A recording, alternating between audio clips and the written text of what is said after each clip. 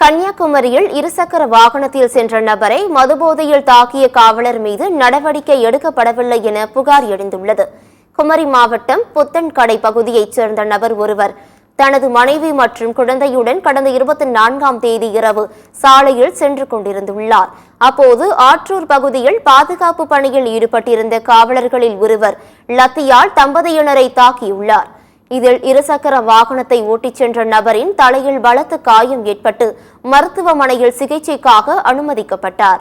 இதை அறிந்து அங்கிருந்த பொதுமக்கள் தாக்குதல் நடத்திய காவலரிடம் வாக்குவாதத்தில் ஈடுபட்டுள்ளனர்.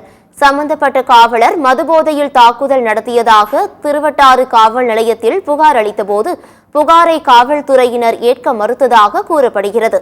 இந்த சம்பவம் நடைபெற்று 10 நாட்கள் ஆகியும் இதுவரை நடவடிக்கை எடுக்கப்படவில்லை எனவும் இது தொடர்பான வீடியோ சமூக வலைதளங்களில் முடக்கப்பட்டுள்ளதாகவும் புகார்கள் எழுந்தன.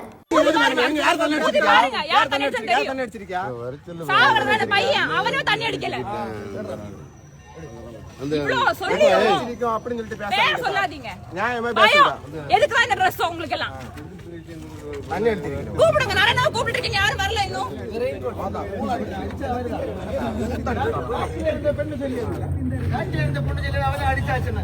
ஊர் யாரையும் பார்த்து நிக்காங்க, உங்களால தப்ப முடியாது.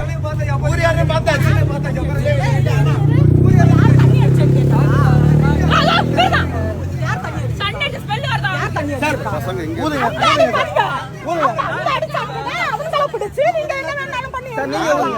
பக்கத்துல வந்து பேசுறீங்க.